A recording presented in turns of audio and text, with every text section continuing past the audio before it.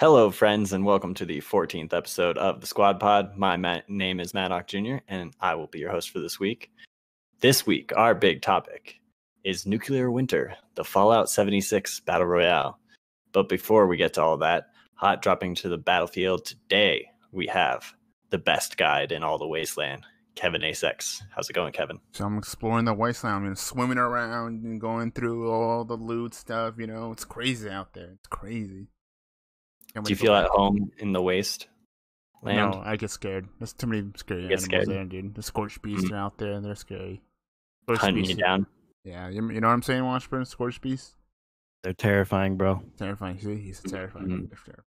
They are terrifying. It's true. I saw one. It was scary. And finally, joining the squad this week, he is an intellectual, but sometimes he just wants to smash. The Hulk of the Squad Pod. Washburn, how's it going? What's up? You smashing? Yeah, I like that intro, yeah. You smashing? I mean, it's accurate. I'm not mad at it. Yeah, I'm down with that. I tried this week, after last week's Joey intro. Oh, yeah, yeah, we'll talk about it later, but, been playing some of that Avengers, so on theme. I try to keep it on theme around these parts. You smashing. You be smashing. Yeah. I want to give a big shout out to all the people that have rated our podcast. Our rating has gone up significantly since we last checked, and we're now at a 4.7 instead of a 3.5. So shout out to you people. Shout out. Keep rating it, please. Keep rating it. This is all we have. Keep watching. We appreciate you, all of our listeners and watchers out there. You can catch the Squad Pod every week on Snow Bike Mike Gaming and podcast services around the globe.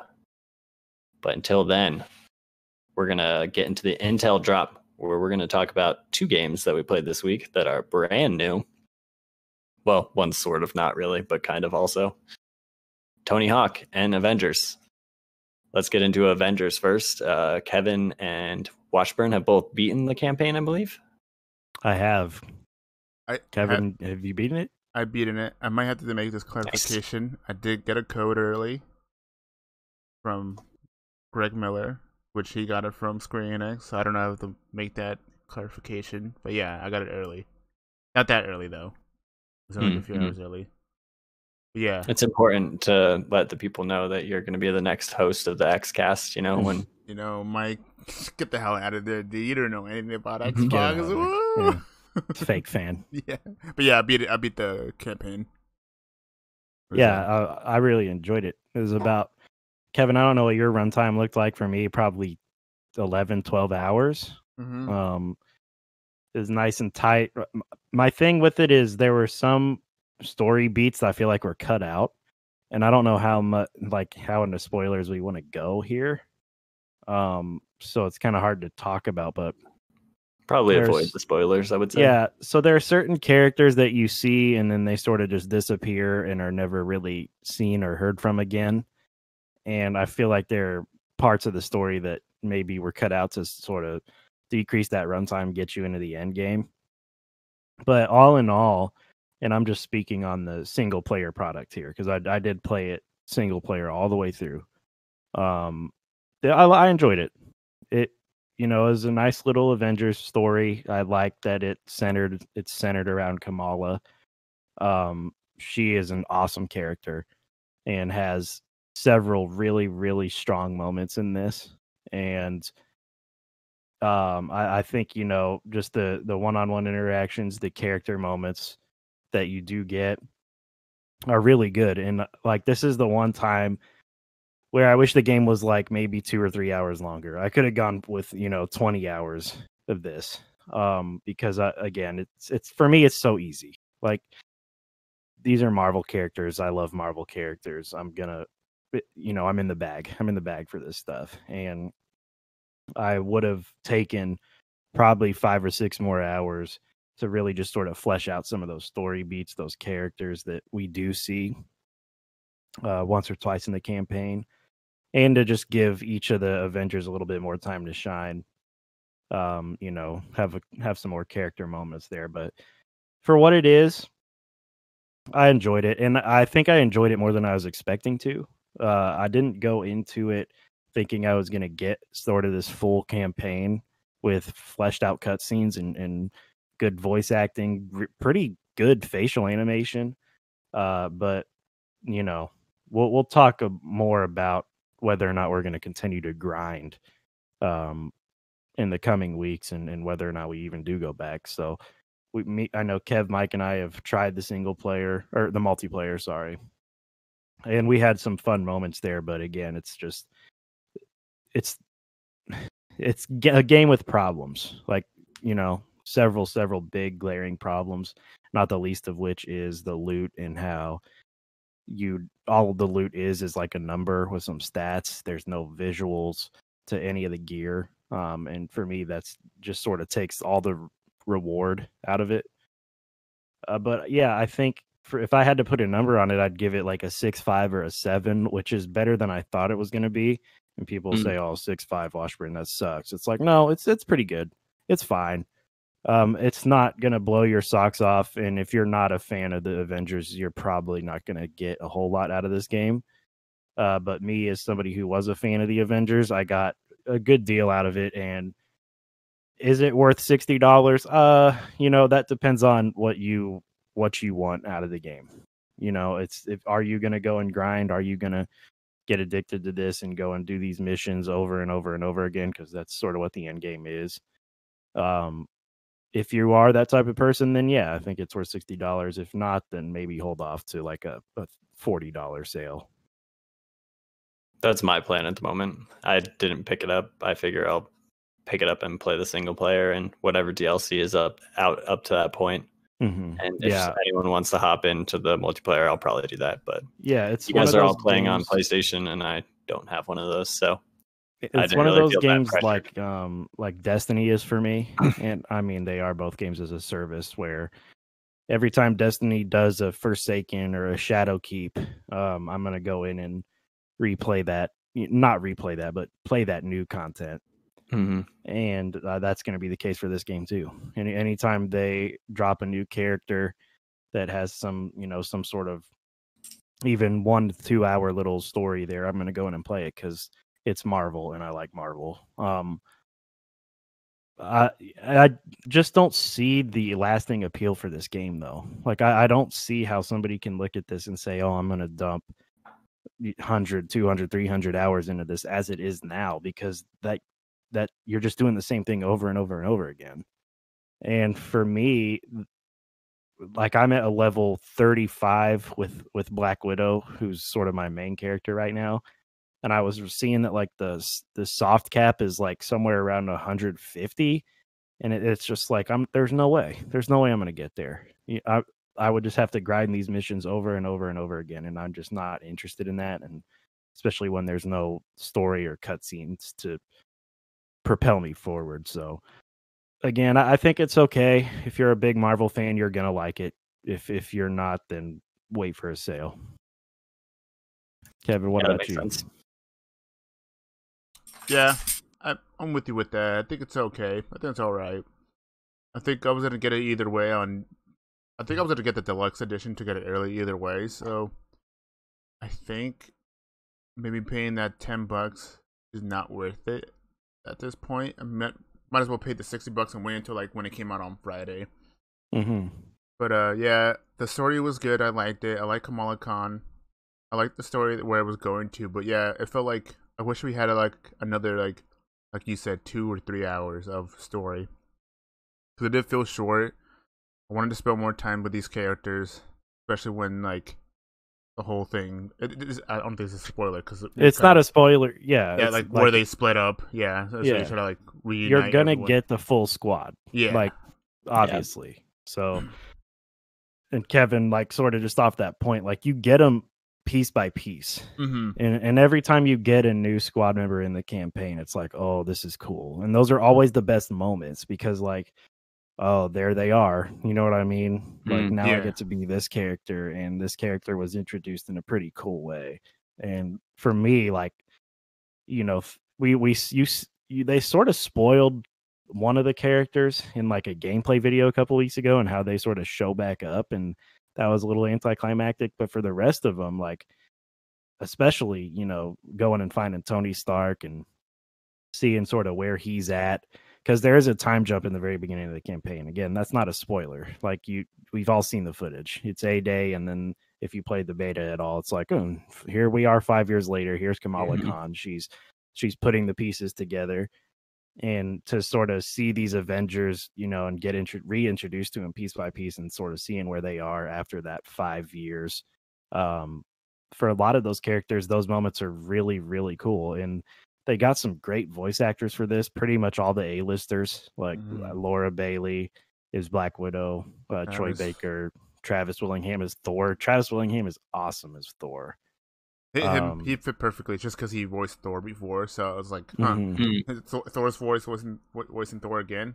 It makes sense. Yeah, he's great as Thor. I think Laura Bailey's voiced Black Widow too here and there, but yeah, and it makes sense. Nolan North as Iron Man, and like, well, these aren't their best performances, any of them. You know, outside of like Travis Willingham as Thor, there's not really any standouts here, but they all turn in good performances, and I think it elevates the game. And yeah, the 10 to 12 hour campaign is pretty good. Like, again, if you're a Marvel fan, you're going to enjoy it, and you're going to enjoy those cutscenes. And the question just becomes then, are you going to be the type of person who wants to go back and grind? Yeah.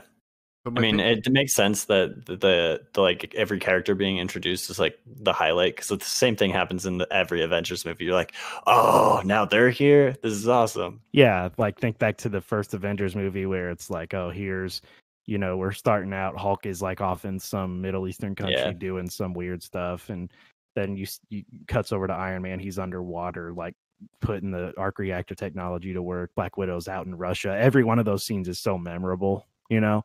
It's the same thing here. It's the same thing here where you get introduced to these characters sort of one by one, and you get the chance to play with them. And those are always like the high moments of the game. And thankfully, the game is about 10 to 12 hours long, because those high moments carry you for about 2 or 3 hours at a time. Yeah. And there's 6 playable characters. So, yeah, I think it's a pretty well paced campaign.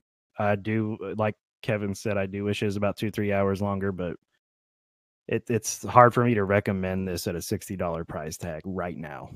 If you're a big Marvel fan, I say you might as well pick it up.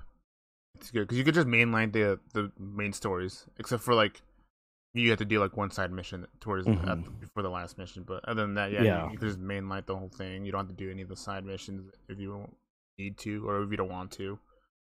But it seems pretty simple to play. But it is pretty much, in a way, it is kind of a beat 'em up, like a hack and slash. Depending on what character you're using, I guess Iron Man you're just shooting from afar because he's not really a fighter. I mean, he can be. He does punches and kicks, but when I play with him, I always use like his rockets and stuff like that. So he's different. Same with Black Widow, but Black Widow's a mix of both. Talking of the characters, did you guys have a favorite character to play, and then like a favorite story wise? Were they the same person? I think Black Widow's just my favorite across the board. Like her introduction to the story, her interactions with the other characters, and there's like 2 or 3 scenes with her that are super memorable, where she's talking to, you know, Kamala, or talking to Tony, talking to Bruce Banner, whatever. But Kamala's great.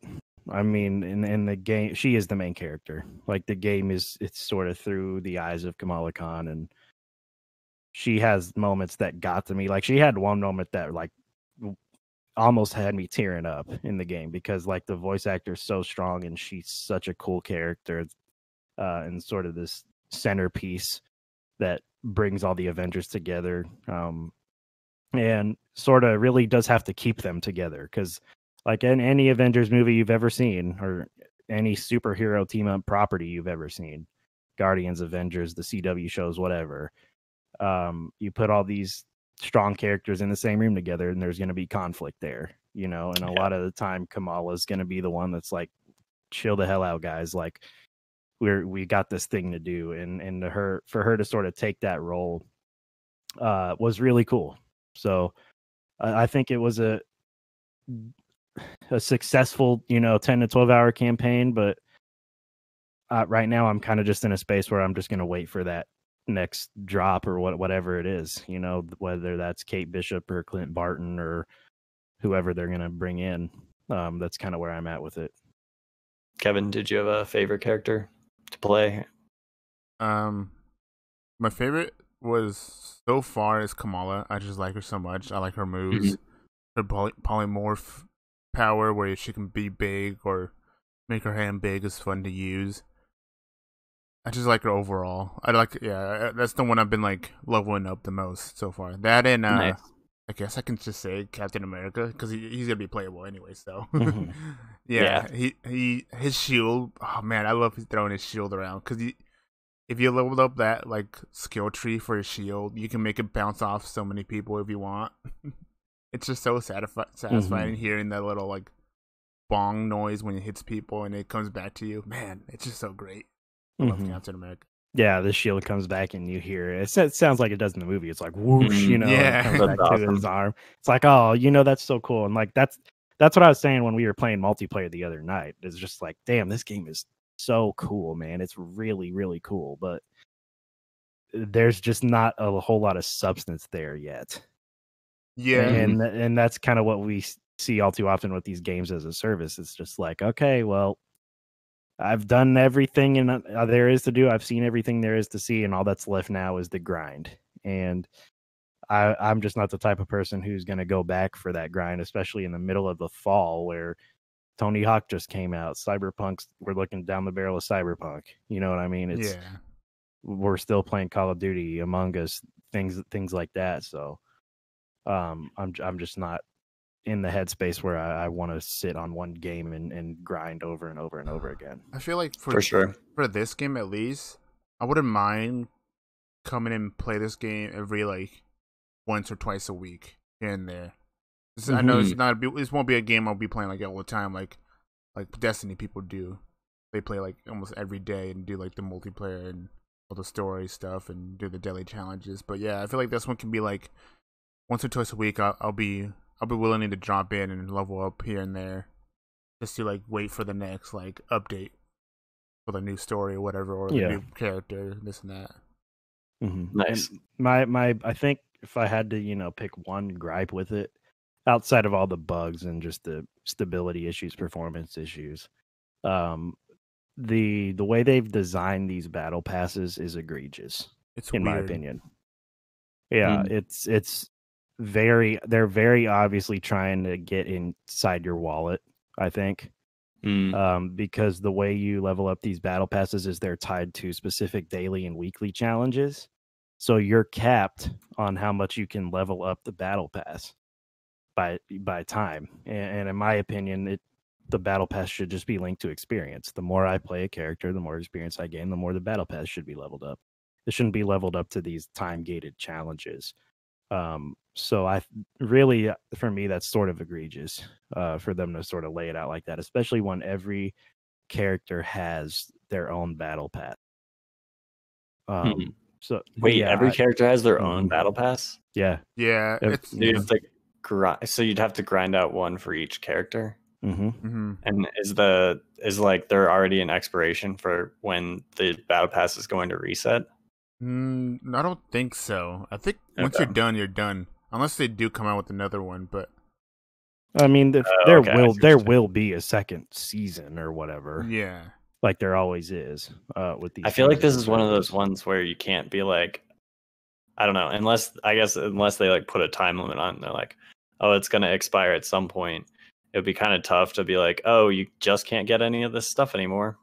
I think it would be smart for them to do it like the Master Chief Collection. That's what I was thinking too. Yeah, that's the smartest battle pass. Yeah, the Master Chief Collection battle pass is like the coolest concept for a battle pass I've ever seen.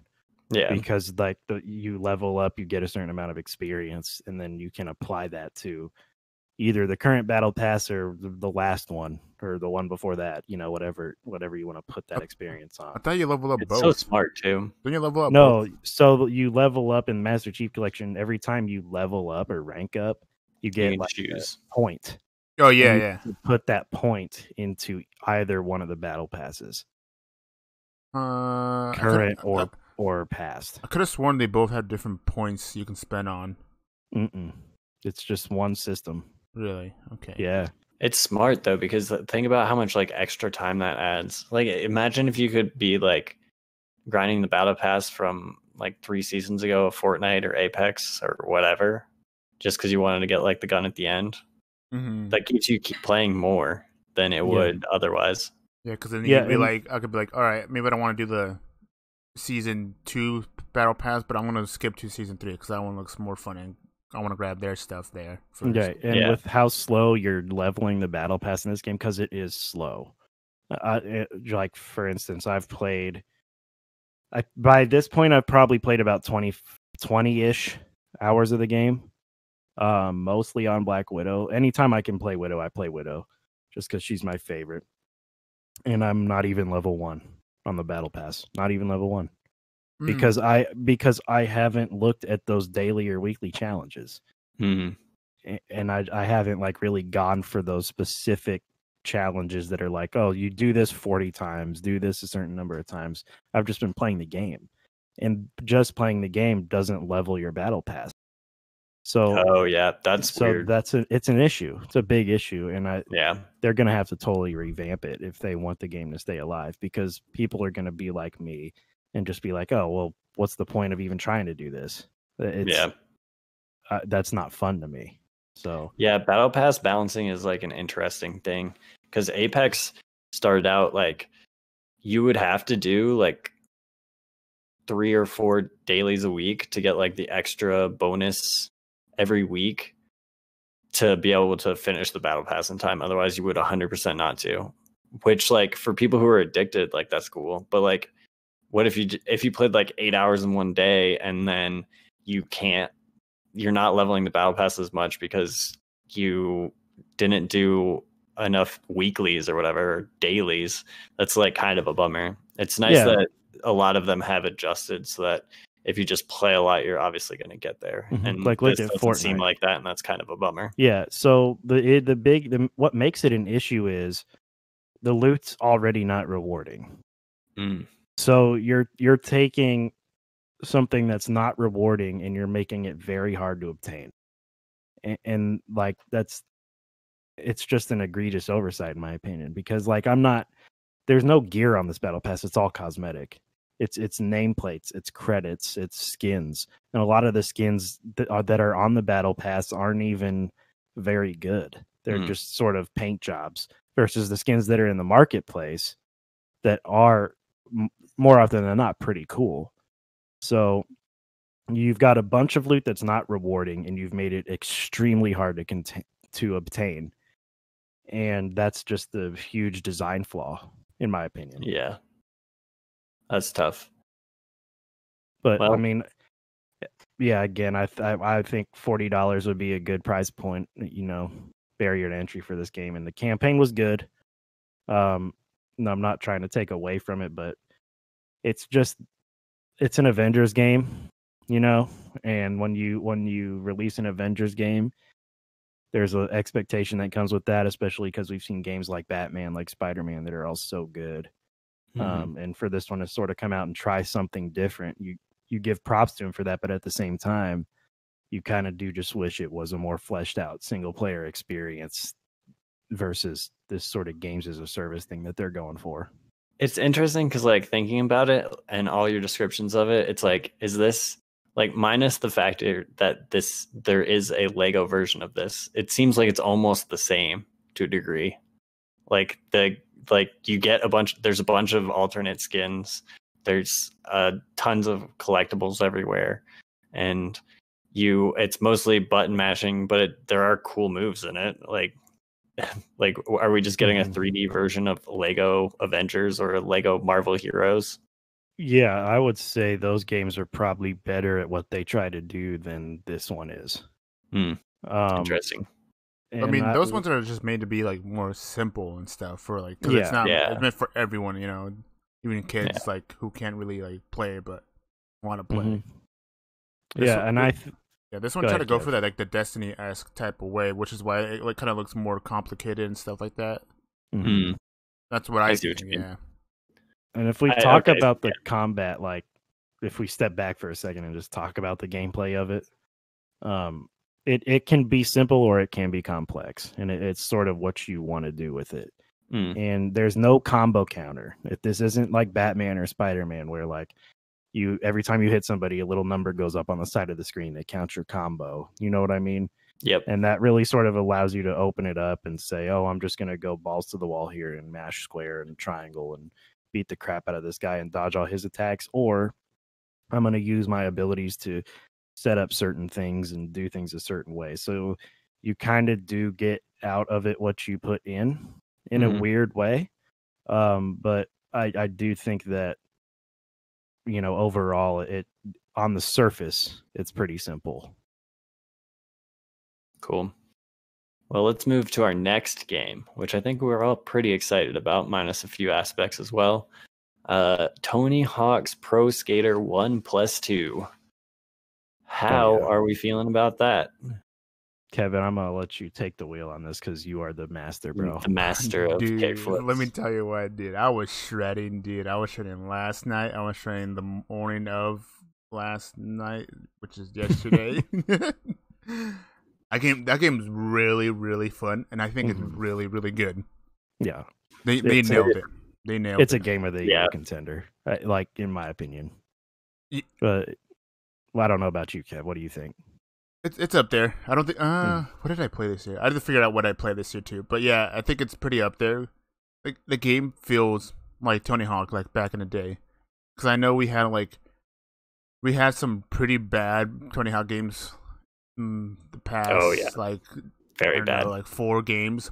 Like the number 5 was apparently bad. I never played it. I never touched it because I just heard it was just a terrible game. The HD remaster. Right, and it was bad, yeah. The HD remastered on 360 was not that good as well. Yeah, a lot of these weren't that great. And then when they announced this, they were going to remake number 1 and 2. I was like, huh, interesting. They're going back and just kind of remastering the 1 and 2. I wonder how. The one thing I was curious about, I was like, I wonder how it's gonna feel. Is it gonna feel like the old Tony Hawk game, or are they gonna change something up that I don't like? But at least when I jumped into the demo they gave out for the digital pre-orders, I was like, huh, okay, this is good. I'm liking this. I think this is gonna be a good game. And then once we got the full game and I was playing all the other maps, I was like, damn, they nailed it. This is what Tony Hawk is, dude. Just grinding, comboing it up. It's just amazing. I love it so much. It's amazing how good all the graphics look. It's just like the same thing that you remember, but just like insanely better looking. They like redesigned it all, and it feels just like it did. Of course, I was having the issue where I'd be like, I need to do the flick stick trick because I'm so used to skating. I haven't played Tony Hawk in however many years, so that was an adjustment for sure. But it's been so much fun, and the music bangs. The music, yeah, it's a perfect remake, right? Outside of, and I don't know if y'all want to even get into the multiplayer, because that's obviously it's not what this game was built to do. It wasn't really built with that in mind. That's more of an add-on, sort of a little cherry on top thing. But the single player is perfect, and it is like I can't find a single flaw with it. It feels great to play. It does feel exactly like you remember it feeling, and the visuals are fantastic. And the way that they've not even monetized it and sort of made everything obtainable through progression, and just the number of unlocks and customization items there are in the Creative Skater mode, which is just like staggering. It's crazy what they've done with this game. For me, it is a game of the year contender, easily on that top 5 list. And this obviously hasn't been like the biggest and best year for games in recent memory, but this is fantastic. And what they've done with this is really, really, really good. Yeah, I'm having a good time. I'm more of a skate person because like I'm more about just like finding a spot and like resetting to that spot and like trying to do whatever trick I want to do and like not worrying about combos or timers that end after 2 minutes. But it's been a lot of fun, and just going back and feeling that nostalgia with all the great music and all that stuff is fantastic. Yeah, I'm loving it. It's awesome. I like it. Yeah, and then really any of our only problems with it is the multiplayer, right? Yeah, I would agree. The multiplayer you guys tried to play the other night, so you could only do 2-minute sessions. Is that correct? So the multiplayer is weird.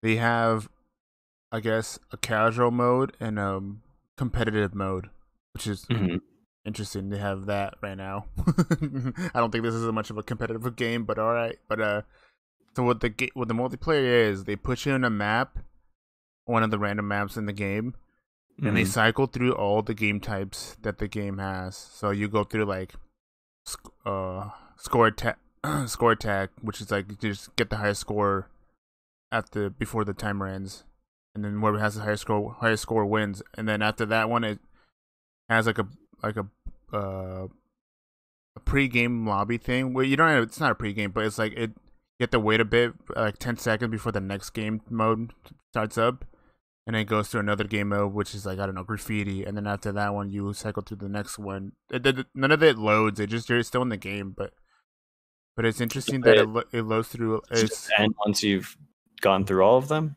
or do you just stop it at some point? It just cycles through all the games, and then once it ends, when it cycles through all the games, it switches the map, and then it cycles through the games types again. It's all random though. It's all like an overall winner. No, you're just the winner of the round. That's it. Okay. There's no overall winner. So yeah, that was interesting to go through, and then that's what the casual competitive is. It's all that. You can't really go in a game with your friends and just skate around. You just have to be like competitive all the time, which is weird. Yeah, not a game. And you can't just be like, I just want to play graffiti and then run graffiti on all the maps. It just cycles through the game types no matter what. Yeah, because it's always an active lobby, I guess. That's what it looked like they try to do. The only time it's strange. The only time you can actually choose a game type is when you do couch co-op and play with your friend in the house. That's it. You can choose a game type there and choose a map. But other than that, it's always the cycle through competitive type multiplayer, which I was alright with. But I know like me and Watchbird were good at all the game types, but like Mike and like JD who were playing with us were struggling a bit because they didn't know how to like connect combos here and there. So it wasn't really fun for them. But it's not. This is and sort of to jump off of that, Kevin, like it's Tony Hawk. This is not a skateboarding simulator. Yeah. This is an arcade game. We played Wave Break. Feels like months ago. But this is this is all about comboing and doing ridiculous things and grinding a rail, jumping off of it, manualing, doing a kick flip, grinding the next rail, reverting off of a jump in a quarter pipe. It's like you got to do whatever you can to keep that combo going, and that's what the game is. It's fast, it's frenetic, it's combo based. You're not going to go into this and have a chill session with your dudes, because that's just not what Tony Hawk is in a single player or multiplayer mode. So just like if you're going into this expecting something like Skate, you're setting yourself up for disappointment, because that's just not what this game is. It's not what Tony Hawk's really ever been. So I enjoy it. I think if we got a full lobby, and I think you can put up to 8 or 10 people in a party and then just sort of run these modes, I think it'd be a lot of fun. But when you do go into a lobby where you're going up against people who have, like me or Kevin, who have been playing this. I mean, Kevin's has more of a history with Tony Hawk than I do, but I understand the mechanics. I understand how the game is supposed to be played because I've seen so many people be so good at it. When you're going into a lobby with those types of people and you can't even like talk trash to them, that can wear on you a bit. And just, I think, like all games, if we were able to fill the whole lobby, it would be, a lot more fun. Yeah, for sure. What a weird multiplayer for that. Yeah, it is weird. And it's what's weird to me about it is that the competitive and the Casual. non-competitive are the exact same. Yeah. And really the only difference is in like the playlist descriptions. It's like, oh, this one's for really competitive skaters, like people who know what they're doing. And then this social one's like, oh, this one's just, you know, to add a little extra spice to your run. And it's just like, well, when you go into competitive, what are you getting rewarded with? Do you get rewarded with more money when you win, or like what's the reward there for even playing competitive? Because if there isn't really a tangible one, then all the people are just going to go into social and destroy. Yeah, So you think you get more money in competitive, but it's still, I mean, I don't know if it's worth. I don't know how much money you get. I wasn't really paying attention when we were doing the competitive. So I don't know. I don't know if it's worth just to do competitive if you want the money, or just do casual. Either way, it's like it's both. They're both the same thing. One gives you money, one doesn't in a way. So I don't know. It's just, it'll be interesting to see if they add anything to this game post launch, or if they change up the way the multiplayer is set up at all. I hope they do. I really want to skate around just with my friends and go to like different points of the map and just jump in. Like, yeah, just like put in a free skate mode where we can all just sort of chill in a level and try to put combos together sort of at our own pace, you know. Yeah. Like on the spot style things are always great. Or just play any game type. Yeah, man. Just single player, I guess, is the best part of this game. Yeah, yeah, and that's what the game is built around. Yeah. Like the game is built as a Tony Hawk 1 and 2 remake. Yeah, where you're doing the challenges in the one map, and or the next one like that. And if you loved those games growing up, you're gonna love this, because this is that. Like it is a perfect recreation of those games that you love. And for me, I'm shocked at how much I'm enjoying it, because again, like growing up, I played Tony Hawk, I was around Tony Hawk, but I wasn't ever like a combo master or trying to 100% these parks, but I understood it. And now that I'm older and I feel like I can sort of dive into those mechanics, I'm having a blast with it, an absolute blast. So yeah, for me, this is an easy top 5 of the year. I don't know what's gonna sort of take it out of that spot, but it's exceeded all my expectations. And for $40, like, man, what a great purchase. Like, for sure. This is something that you're going to get hours and hours and hours out, of joy out of. And for them to sort of just allow you to get that for $40 to me is great. Great. I'm almost done with the game too. I already finished the Tony Hawk Pro Skater 1. Nice. I'm almost done. I need 2, and then I'll be collecting all the other stuff, maybe 100%, all the achievements, and I'll be done with the game. Be worth the money. Yeah, the speed at which you finish this game is entirely based upon your skill, I believe. So yeah, because it's not easy. It's definitely taking me a lot longer than Kevin. Yeah, like because Kevin's really good at this, right? Yeah. And when I go into it, I do 100% the parks one at a time, but it does take me longer than Kevin, because Kevin knows how to hit the boneless and get the extra, jump height, or reach this certain rail to get a secret tape, and Kevin probably remembers a lot of these levels, from his time with the game, growing up, and whereas I only remember a select few of them. But it is so fun, and it's just as good as it always has been. And my, wish is for them to remake like Underground and American Wasteland and those games that I really loved. Because those, like, that was sort of my entry point to Tony Hawk growing up. Like, I was never into the 1, 1, 2, 3. I mean, I was around them, was aware of them. But I didn't really play a Tony Hawk growing up until like Underground or American Wasteland. Even Project 8, I played those. One of them you can they added the ability to get off the board, right? Yeah, Underground. Mm-hmm. I played that one a lot. Yeah. And I know an Underground remake would probably take a lot more, because it's sort of more open world and got some light RPG elements. But man, if they were able to apply what they've done here to a game like that, dude, it would be insane. It also had a story too. which was Who did it? awesome. Yeah, Underground had a really cool story. Nice. God, what a game! It was fun. All right. Now we'll move on to our Battle Royale of the week. Can we? Can I ask you a question before we do that? Yes. Enoch? You would you finally played Among Us with us.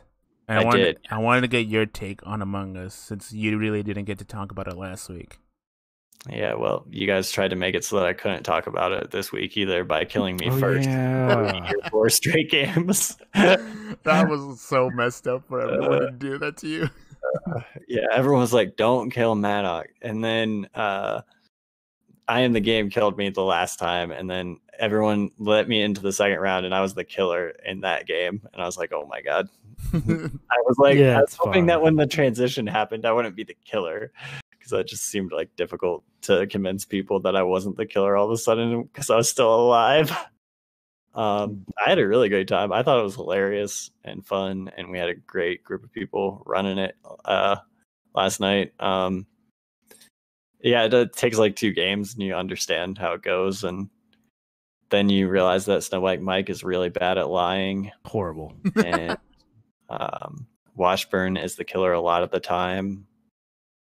I don't know why. I did get it more often than I was used to last night. I think I was imposter about 3 times. Yeah, it's awesome, and it's cool that they're making a sequel to it. Yeah, that is cool that they're going to do that. It will be interesting to see if they keep the same graphics or not, or what they're going to change up. But we'll see, I guess. Yeah, it's a great time. I'm glad we got to do that, and I can see what you mean about like if we play this once a week, it'll be a great time every single time. Yeah, I just this isn't something that I can do more than that because it's draining. This game is just draining. You feel so much pressure when you're the killer to be like, yeah, there's just like, so how do I much. approach the situation to lie properly? Yeah, it's hard to lie. I almost prefer being a crewmate just because it's easier for me to just tell the truth. You know what I mean? than to be an imposter and to have to like try to talk my way out of this and spin these narratives in my head that I know aren't true. It's so difficult. Yeah. But yeah, it's hilarious when Mike is the imposter and just can't put it together, you know.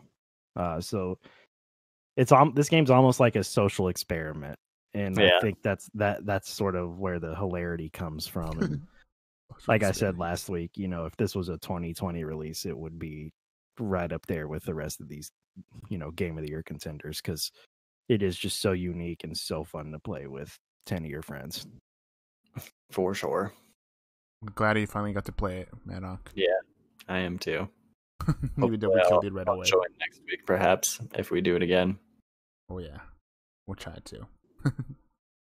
But this week we played Fallout 76, Nuclear Winter, a battle royale inside the Fallout 76 universe with multiple maps and all of the horrible inventory management you would expect from a Fallout game.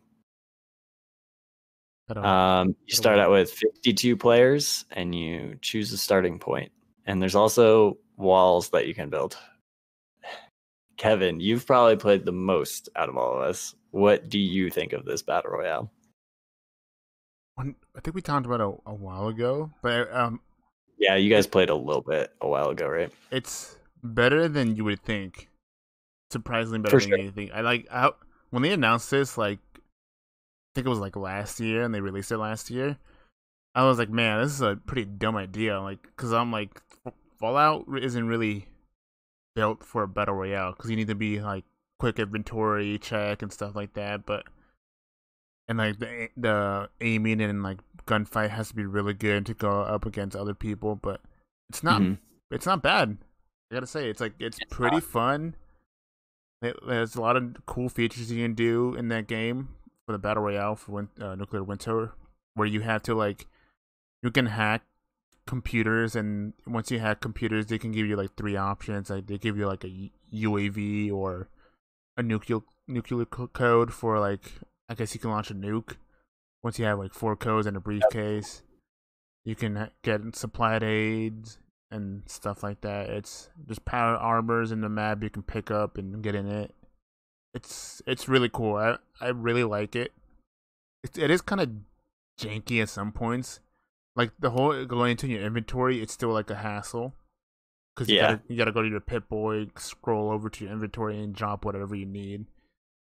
And the gunfight, it's okay. It's not the best, but it's Fallout gunfight, so it's Yeah. what you expect, you know.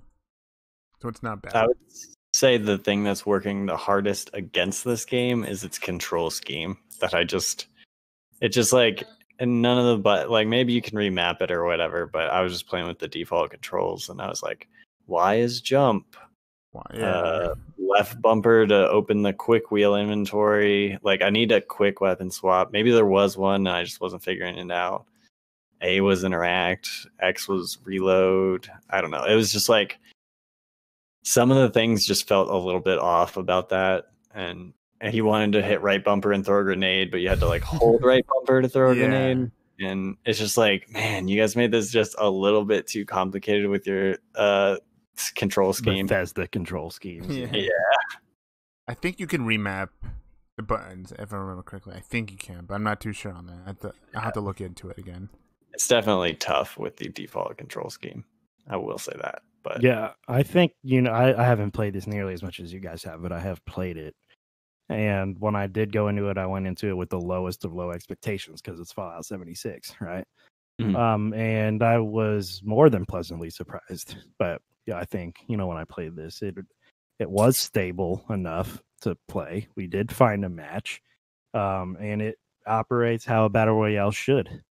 You know, and I had a fun time with it. I would have to really play more to do like any sort of deep dives into it, but you know, surface level thoughts, because that's kind of all I have is it's better than I thought it was going to be, and I think I I would play it if, you know, what I was asked. This isn't a game that like somebody would be like, "Hey, you want to play this?" and I'd be like, no, that like this is something that I think can be a lot of fun, and it is a decent battle royale. Yeah, and it's set in the Fallout universe, which I love. So the only gripe I have with it, you know, again on the surface level, is that it's just so brown. It's so brown. Everything is just brown. Yeah, it's somehow browner than Call of Duty, which seems impossible. But if this was sort of a jumping off point, if this were to be sort of a jumping off point, and they were to put like a Fallout, you know, battle royale on the market and really, you know, put a lot of love and care into it, I think this is sort of a good test bed for them, and they can take what does work well in this and what doesn't, and really, I think there could be a great Fallout battle someday if that's something Bethesda wanted to do. Yeah, there's definitely like a bigger learning curve here than for a lot of the games that we've played. But once you got like the hang of it a little bit, it didn't feel terrible. Recoil is kind of a lot, but I feel like that's just kind of the Fallout style. And trying to use a scoped gun when someone's 10 feet away from you and it's your only weapon is next to impossible.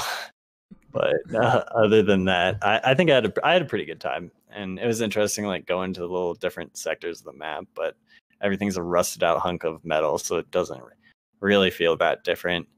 There was like multiple maps, which was cool for sure. I would have liked to experience the power armor for sure. I don't know do you think you could win this game without it if you had to fight against someone with it? That's a real question. Probably, because I don't think you see it that often. I don't remember seeing it towards that one game on the bridge. I didn't see anyone with it on, so some of these people were making it through without the power armor. Yeah. And the fact that there's like random creatures is also kind of cool. I like that idea. That's fun. It brings back like old like Blackout vibes where, you know, you had zombies there too, and you can interact with them if you want to, or you can just avoid them at all costs. Yeah. Which is cool. Yeah, I like 76 is pretty cool. Yeah, because at the beginning of the game, you could choose one of the two maps they gave you. And that's their voting process, and then you're in a vault, waiting for this map to be chosen. And once that's chosen, they show you the map of the map you're going into, and then you choose where you want to drop. It's not where you like fly overhead or stuff like that. it's choosing where you want to drop, which is pretty cool. Which is, I think Ring and Elysium had that, and something else had that too. Yeah. What else? I don't remember what it was. Realm Royale had it as well. No, Realm you drop in. Oh wait, no, you're right. Yeah. You're right. Rick, I don't remember what it was too. I'm looking at our list There and I was don't know. Yeah, I don't. Oh, Cuisine as well. I guess you did that. Cuisine, There you was just something else, though. loaded. Cuisine, Oh, yeah. yeah, They randomly put it in this place. Yeah, there was something else besides Ring of Elysium, though, that I thought that you just chose a spot on the map. But maybe I'm just thinking of the game that we might be playing next week. Is it Battle? It's not Battlefield, is it? Battlefield. No, you dropped in Battlefield. I don't know, but the more we play games where you just choose a spot, the more I think like this isn't a bad idea in terms of just like spreading people out, and as long as you have like a decent spread of the loot, like if you did it on like in Warzone, it probably wouldn't work because people would all land at the same spot or like all choose to be at the same spot and spawn in, and it would just be chaos.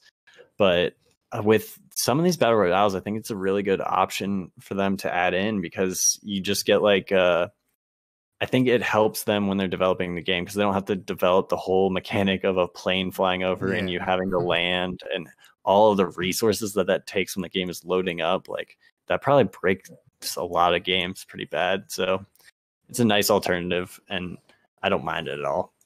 Yeah, I think if that sort of mechanic is implemented correctly, like it is in Ring of Elysium, I think that it could be pretty successful. Yeah, because it gives you options, right?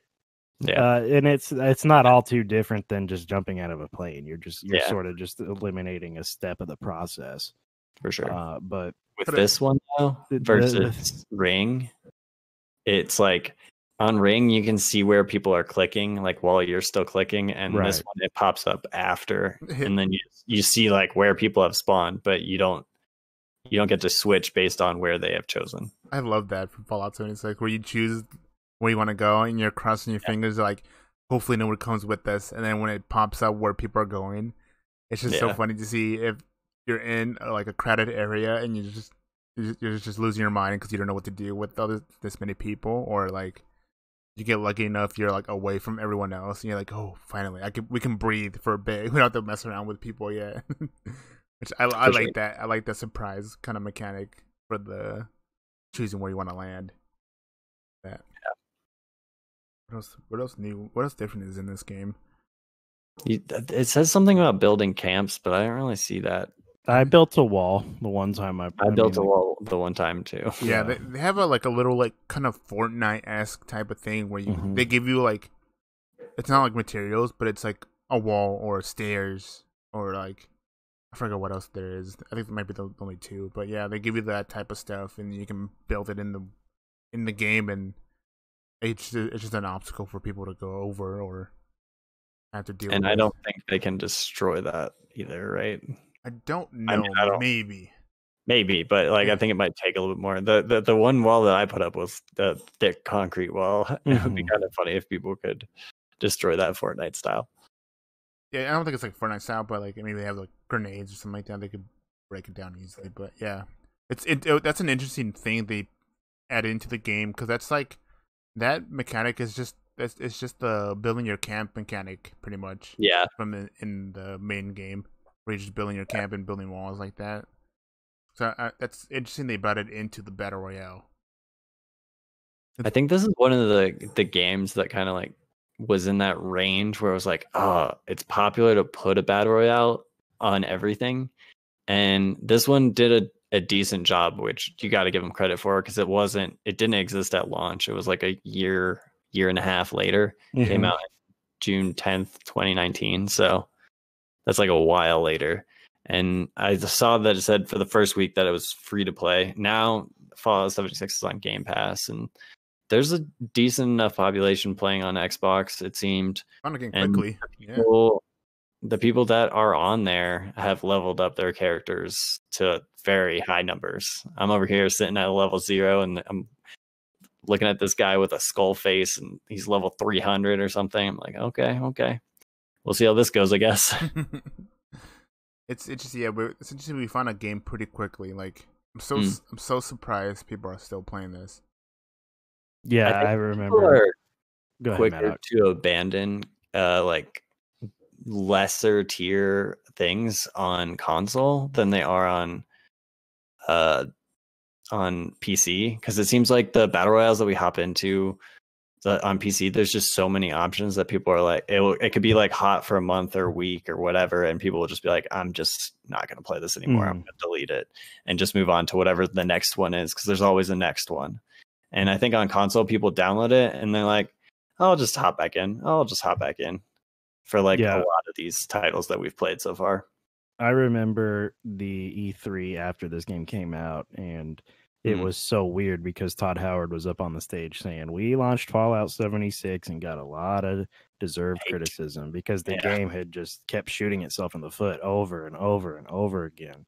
You know, fake bags, toxic helmets, Fallout first, whatever it was. I got 2 bags from this game. Dude. Oh, crazy. Yeah, like whatever it was with this game is just bad press over and over. And then they get on stage after Todd Howard kind of says, you know, we fucked up. You know, like 10, 20 minutes later, it's like, oh, here's nuclear winter. We put a battle royale in Fallout 76. And sort of my reaction and the general reaction was like, God, really? Like this, you know what I mean? And I think this game's probably going to suffer, you know, from that bad press and the criticism that it got. Still to this day, I mean, you see Angry Joe and Young Ye talking about Fallout 76 still to this day because it's just popular and it gets clicks. It's an easy thing to hate on this game, but for sure, you know, it's the battle royale itself. Taking all that out of the equation and just sort of judging the nuclear winter battle royale, it's pretty good. It's fine. It works. It's fun enough to play. It's in the Fallout universe, and other than it being super brown and not being the best optimized game I've ever seen, there's not a whole lot to really just nitpick here. For sure. In my opinion. I agree. It's solid. It's a solid battle royale. Yeah.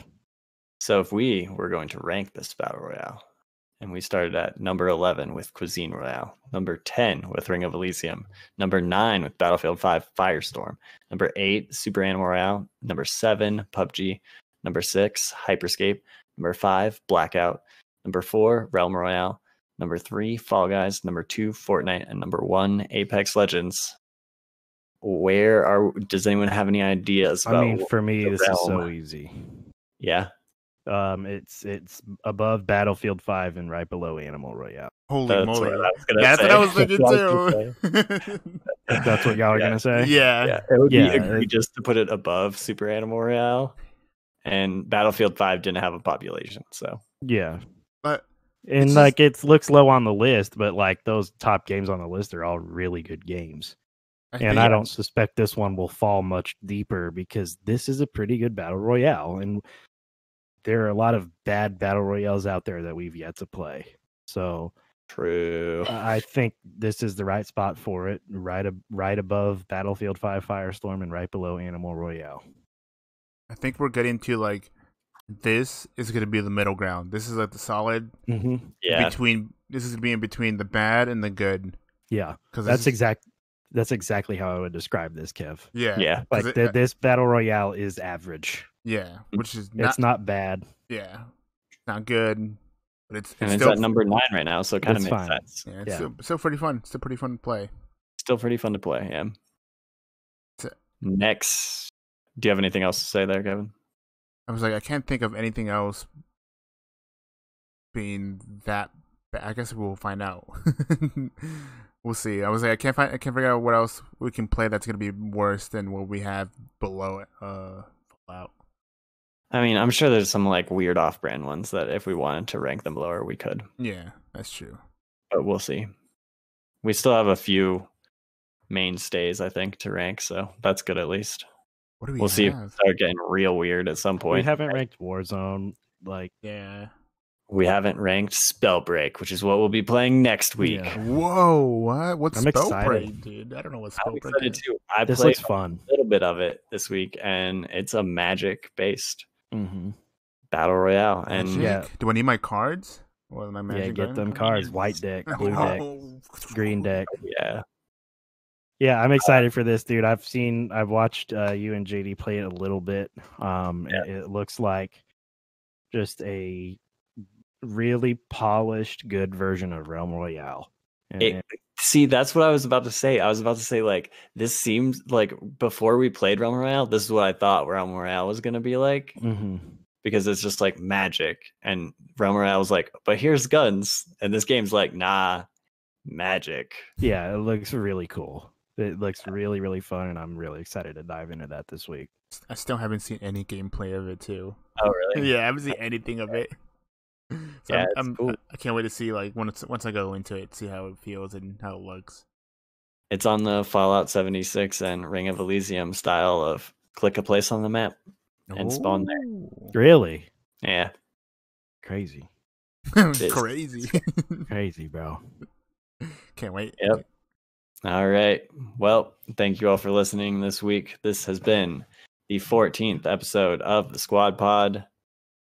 Thank you to all of our listeners. If you made it this far, you the real homies. Shout out in the comments below. Yeah, make sure you write in the comments potato, and we'll know you listened to the end. If you didn't, then just, I don't like you as much anymore. Sorry. How it is. That's fair, Kevin. It is. All right. Until next week, Kevin. Calm out. He remembered. Yeah. Why am I saying it?